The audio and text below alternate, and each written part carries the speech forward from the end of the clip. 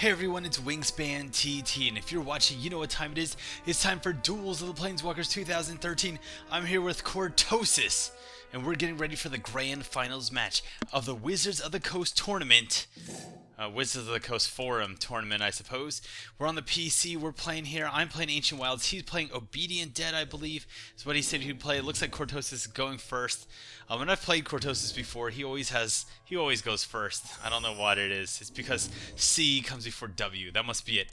Elvish Visionary, Erratic Portal, Natural Order, Roaring Primodox, and Overrun. Not a bad start.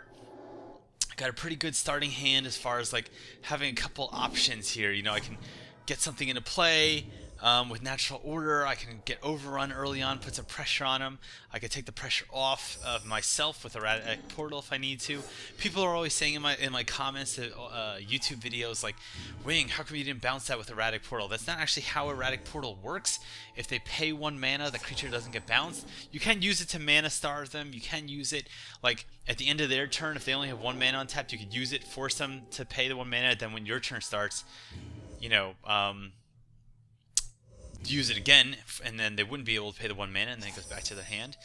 But here we go, playing a Forest, turn 3, and what I'd really like to do here is, you know, not block. I don't want to have the, I don't want to have to block or possibly lose this Visionary, because what I really want to do is cast Natural Order right away, have a creature to use with Natural Order, and get something into play. Now, what that something should be, that's a bit of a question. There's the Erratic Portal for everyone. I just want to show you guys the cards. I could get Gaia's Revenge, which I don't, you know, it sounds like Montezuma's Revenge. Like, do you get diarrhea when you cast Gaia's Revenge? I could get Terastodon and destroy a bunch of his lands, although that has bit me in the ass before, because I've played Terastodon before, given the opponent a bunch of creatures, and I have nothing with which to defend myself.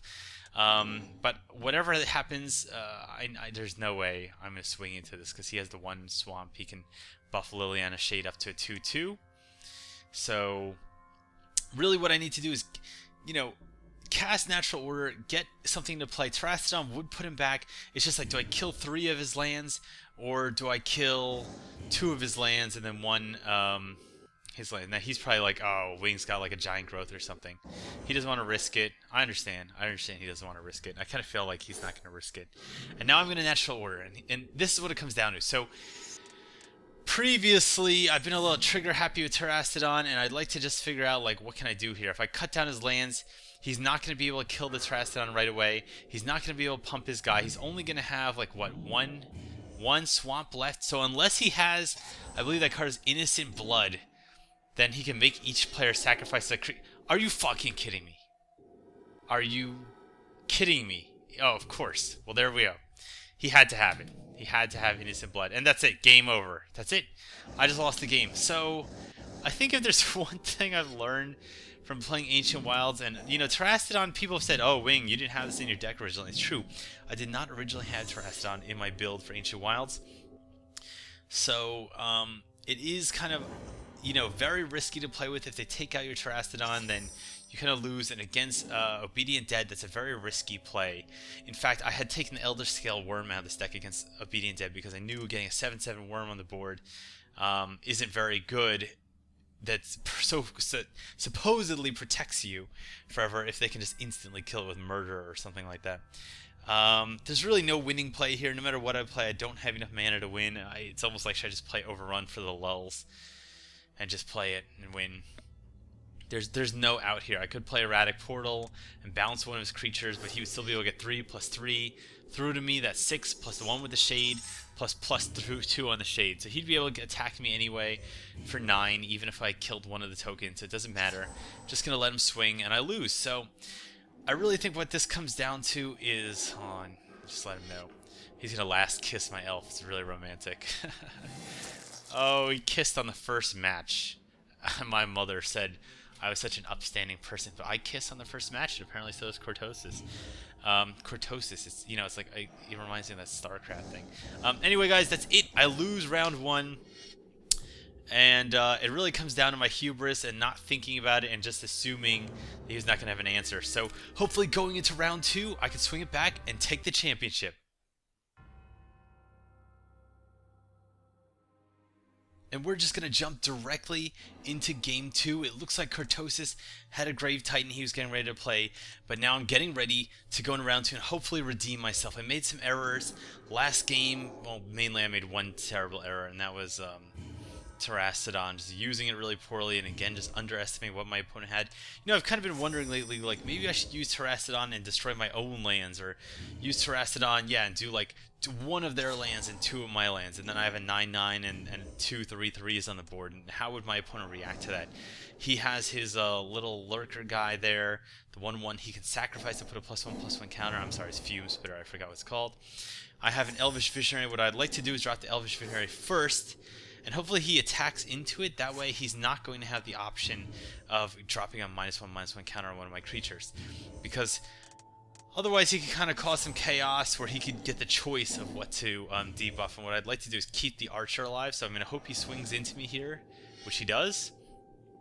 I'm going to block into this, there we go, and just lose my guy, which is fine. I already drew a card, but now I've got like 1, 2, 3, 4, 5 lands, 6 lands, plus the 2. Oh my god, that's already like 1, 2, 3, 4, 5, 6, 7, 8 lands in a row. Anyway, I get the Archer on the field, see what he does. He probably has a way to remove it, but I'd like to at least get on the board. And if he uses removal on this early, that's great. At least he's not using it on a Terrastodon or something else that's highly dangerous. So I get the Archer out, get some early damage. Oh my god, another land. It's like, where... how many lands do I have here? I feel like I have the entire Multiverse's Rainforest in my hand. Like, I could be grinding these things out and making number 2 pencils right now, but instead I have tons of forests. Alright, he's gonna play Innocent Blood, and I guess I'm gonna lose my guy. Look at this, Innocent Blood. I gotta sacrifice the creature. Tell me something, does this guy look innocent to you? What is innocent about him? He looks like he's taken the lives of millions of animals. Alright, so now I have Natural Order, and I have nothing to use it on, which is rough. Really gotta decide what to do here. I really feel like that, I like that though. The chimpanzee dies and the leopard lives. And you guys know what Natural Order does by now. It basically makes me lose games the turn after I play it. So I've got a little cocky with Natural Order, and it's possible I've come to rely on Terrastodon too much. He wants the slime. Of course, if I draw the slime, I'll be very happy. But I don't even have another forest. 6. I have 10 forests in a row. He's got no land, and I'm just sitting here with like a million of these things. Yeah, it's like Fern Gully over here. Yeah, can you feel my pain? Did anyone watch that movie, Fern Gully? I'm probably just dating myself. No, not in the sexy way of dating myself. Cortosis, did he draw a swamp? Yes, party time. Alright. God damn it. So not only did he draw a swamp, he drew a one of these shades that allows him to go get another swamp. So he's kind of like out of the clear now. And I do like these shades. I think there's no reason to have 4 of them in the deck, but 2 or 3 is always a good inclusion. Here I had the Caryatid, so I can kind of like block for a while. It's like, do I want to play the Caryatid and then immediately Natural Order it? After I draw a land, I do have the Wolf here, which is cool because maybe I can surprise him. Maybe he'll attack into it and I can like just block with the Wolf and kill his shade, which would be great. So it's like, do I Natural Order, do I cast the Wolf? Do I Natural Order, do I cast the Wolf? Do I use Giant Growth on the Caryatid and kill his guy? I don't know. It really depends what he does his turn. Let's see what he does. Alright, Sign in Blood. He's going to draw 2 cards, lose 2 life. And this is the kind of card that new players can appreciate. Like, oh, why would you want to lose 2 life? That's terrible. No, it's not. Because if you could just pay 1 life whenever, and he's going to tap out and kill my Caryatid. No, but he doesn't know that the Briar Pack is here. Man's best friend, Wing's best friend. A bunch of really angry wolves are lurked around the corner. So let's see. Let's see what he's going to do. Didn't want to discard. Fair enough. He's in attack. Oh, I saw he was up to 8 cards, so he just wanted to use it. Which, I don't know. That's not always the best thing. I almost accidentally clicked on his shade up there and gave it +2/+2, but I get to block. I like this Cortosis guy. He's got some moxie, you know. I like it. So then, what do I want to do here? Do I want to swing and then use the Natural Order? Do I want to go get? I could get Gaia's Revenge because he can't target it. So in order, if I get Gaia's Revenge, that's pretty good. He can't target it. He would have to use Innocent Blood on it. But so then I'd have to sacrifice it. So if he has Innocent Blood, then I'd have to sacrifice it. But what I could do is go get Gaia's Revenge. Okay, I can go swing for 8 damage. Hello. And then afterwards, I can play the Primodox. And even though I plan to bounce the Primodox next hand, next turn, he can't use Innocent Blood on me to kill Guy's Revenge. He'd have to kill the Primodox first, and then use Innocent Blood. And if he can't get that combo, I'm in a great position. I mean, what are the odds that he actually has that combo? Look at this guy's got freaking birds flying in his face. He's like, alright, so he's going to murder my Primodox. Alright, fine. Go for it. It was just going to go back to my hand anyway. I mean, no! No! No, you gotta be kidding me. What are the odds of that? Top deck?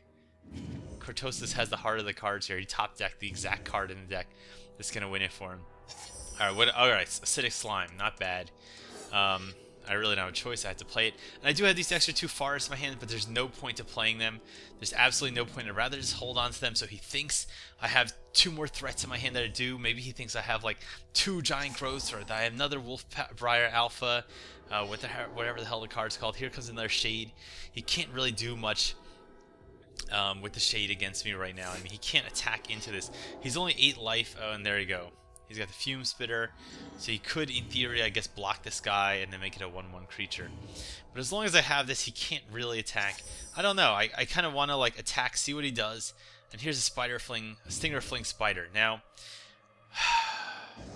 I guess the thing with the Spider is I can play the Spider and block, right? Then I'll have a blocker, and I will have the option to Giant Growth it, right? But the question is, should I hold on to Stinger Fling Spider? Because it kills a creature of flying the turn it comes into play. Now he's tapped out, but he's got like 6 lands, so it's very possible that next turn he's going to play like some kind of really scary flying demon, or I mean, yeah, he could play any of those scary demons. Let me, how many lands? 1, 2, 3, 4, 5, 6. All right, he's got 6 lands, so he could cast like some 7 casting cost demon next turn. But I don't like. Does he actually have that? Should I just get the damage on the board? I probably shouldn't have attacked with the slime. I should have kept the slime back for defense. It forced to play his hand, see what he's going to do. But I guess I was a little afraid he was going to attack for like 8. At least, as long as he doesn't have some giant flying creature. Of course. Alright. And it's not, I can't get mad because I did this to myself. I just called it. Yep, of course.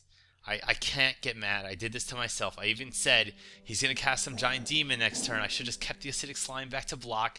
Then he wouldn't be able to attack with a Shade, or he'd have to use removal on it. Then he would cast a Nightmare, because why would he attack with a Shade into this? And then I would cast this, and then I'd have 2 creatures on board. He'd have 1. Then I could swing with both of these things. I'd have Giant Growth, and I'd have Overrun this turn, and he'd have nothing to block with, and that would be game. I would have won. I would have won this turn. No, not this turn. But I would have won next turn. What I could do at least is cast the Overrun, make this like a 5/8 creature, make the other one a 4/4, give him very bad blocking options, okay? Because basically what that's going to do is he's going to be forced to block the Spider, okay? He's going to be forced to block the Spider with the Nightmare. I'm going to move in here, and I wonder if he's just going to lose both his creatures or not. He's just going to prevent as much damage as possible. Is he just going to block there? All right, he's going to lose both his creatures. I'm going to Giant Growth on Stinger Fling, and how much damage is that going to get through? I'm going to get 8. So 1 damage plus 3. All right, so that's going to bring him down to like, there you go, 4 life. I'm just going to hold on to these forests. I still have good board position, but that didn't need to be that way. I could have really, let's see, what does he play this turn? Please don't be another Giant Demon. Don't be a Giant Demon. Corrupt. Okay. So, honestly, I think what would have happened is he would have corrupted this turn. Actually, I don't know if he would have corrupted it. If he didn't corrupt it this turn because he wasn't afraid of it, he would have been in way worse. Now he's back up to 11. I'm still at 19, so it's not that bad. Another forest. You gotta be kidding me. Like, how many forests do I need? I'm just gonna keep swinging here. But really, unless either of us get something good, it's just not going well. And I really misplayed that. I have this feeling it's just gonna cost me the game. Cortosis here. Let's see what he's got in his deck. Oh my god, he's got another Nightmare. Okay. See, and I could have killed this Nightmare with the Giant Growth. Or he could have been dead already if he didn't feel like using Corrupt on his turn. I would have killed him. Of course, it's another forest. I just needed a couple more forests. I went to the forest bank and made a forest withdrawal. And I'm just going to attack because I can't block. He's not going to block this. Maybe he's going to get nervous and think I have some. And I'm just going to pause the timer so he thinks I have Giant Growth or he thinks I have some kind of instant to play. I really have nothing to play whatsoever. But if I can make him nervous and make him hold back his Nightmare for just even one turn, it might buy me enough luck to survive. And if I get another Stinger Fling Spider or Beast Within or something like that, I could survive. But I'm just kicking myself because I feel like I've thrown away the finals for something. You know, I would have been in a really good position now. And I just feel like I definitely would have won within like 2 turns after that. And now, Diabolic Tutor, he can get anything his deck he wants, which is probably going to be like a Massacre Worm or Grave Titan or anything like that. And basically, probably Massacre Worm, just get my thing off the board, do 2 damage to me, and then just swing in with like everything. He doesn't really need to now. He's going to swing for 9. I mean, he could have honestly Diabolic Tutored for a Swamp. And then he could, because it lets him get any card in his deck, and then he could play Swamp next turn, and he'd have a 10/10 creature, and that's it. So this is it. The game is over. There's really nothing I could do. I mean, I don't know what the hell he tutored for. It honestly doesn't matter. There's pretty much like 20 cards in his decks he could have tutored for that will get me. So guys, that is it. I lose. Good day, sir. No prize for me. Cortosis takes the finals. He is the grand champion of all eternity. Hold on. May your valor be known for many eons. I think, you know, he earned it. He didn't make a lot of mistakes. He played really well. Sorry, I just had to say it. I just want him to know. I just want him to know that I thought it was good games, that he played very well, that he deserves to win. You know, and the reality is I really don't deserve to be here. I lost my first round match. So Cortosis does deserve to be here, just to show him that I'm not playing seriously anymore. I'm just going to nuke one of my own lands. He knows I drew so many, and even though I drew this many forests in a row, I could have won, or I could have at least put a lot more pressure on him and given him a lot worse of a board position. And now it's all over. So I'm not going to block or anything like that. Hopefully he's not. Is he going to go like 2 nuts here, or is he just going to swing? Please just swing. I'm not going to block. Just swing. Oh my god. Dude, just swing. Ugh. He's just playing it safe. Maybe he doesn't trust me. He thinks I'm going to like Beast Within all of his creatures. And of course, another farce. So there you go. 12 forests. And I have other forests there. What happened? Did they get destroyed? Or did I discard them? I don't even remember. Why is there a forest in my graveyard? If someone remembers, please. Oh, I know. Because I nuked it with my own guy. Absolutely terrible. So anyway, even though I got mana flooded, I'm totally misplayed, and I hope you guys can learn from my mistakes. I want you to remember that one of the reasons I hope you watch this channel instead of there's a lot of people out there, a lot of braggarts. I'm not naming names except for Darkside Phil. I'm not naming names, but there are people on YouTube channels who are terrible commentators who just always blame things on lag, who blame things on bad luck, but I lost because I made a really bad play. And I hope that you guys can learn from that. I hope you come back to this channel so you can learn things both from my victories and my defeats. And I hope you can learn from Cortosis here because he played Obedient Dead very well. He obviously made it all the way to the finals. What is he doing? He's Tendrils of corrupting his own creature so he doesn't end the match in 9 life. Alright, so 19-1. Congratulations, Cortosis. Thank you everyone for watching this match. Thank you everyone for watching this tournament. And I'll see you next time on Top Tier Tactics.